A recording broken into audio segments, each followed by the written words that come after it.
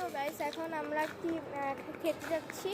তো আমি ওদেরকে টিপ দিচ্ছি কারণ ওদের থেকে একটা টাকাও না, আমার কাছে অনেক টাকা আছে। হ্যাঁ, তো ওদের কাছে একটা টাকা আছে যে খাবি? আমাদের কাছে একটা টাকা, আমরা গরিব মানুষ, ওর কাছে পুরো রাহা, আনিশা, তানজিনার কাছে একটা টাকাও নেই, আমি ওদেরকে টিপ দিতেছি। ওর কাছে প্রায় 8,000 টাকা আমি পাইছি।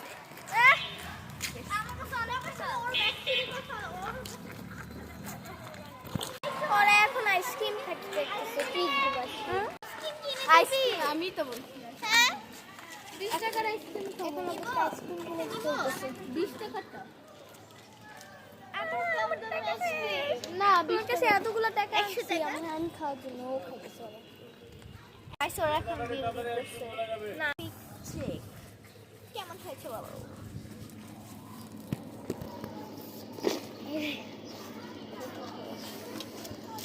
গাইস আমি সবাইকে আইসক্রিম কিনে নিয়েছি। এই যে আমি সবাইকে আইসক্রিম কিনে নিয়েছি।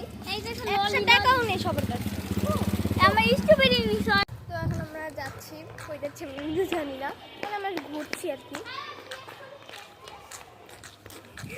গাইস এখন আমি চেস করছি, চিয়ার্স। আমরা যাচ্ছি, কই যাচ্ছি, আমরা ঘুরছি। ওই যে সামনে। আনিশা কিছু বল, আগে তুই বল কিছু বল। গাইস আমরা চাচার পাশে এসে পড়েছি। বিড়ালকে দেখে সবাই ভয় পেতেছে। গাইস দেখেন আমি ওদের মেয়ে ছো, কিন্তু আমি সবার থেকে লম্বা। তো গাইস এখন আমরা রিস্কাতে করি, আমাকে দেখো, আমরা এখন রিস্কা আমিও আছি কিন্তু। বসে যাচ্ছি। নানু বসে ওদের কারো বসে মামার বসে। মানে আমার নানু বসে, আমি ছোট বোন। আমি কি করতে যাচ্ছি এটা আমি নিজেও জানি না। বাসে যাই, থামতে বললে আমি এখানে বাসে যাবো। আচ্ছা এই তো বসে ছড়া হাত ছড়া। তো এই যে আমরা অনেক মজা করতেছি। এই যে তানজিনা কে হাই আমাকে যেটা দাঁড়ায় আছে, আমরা যাচ্ছি, আমরা চারজন মিলে নানু বসে যাচ্ছি। নানু বসে যাই, তারপর দেখা হচ্ছে। তো গাইস আমরা এখন এসে পড়েছি দাদু বাসায়। মানে আমাদের বাসা 3 তলা, দাদুর বাসার নিচে। তো আমরা এখন দাদুর বাসায় এসে পড়েছি।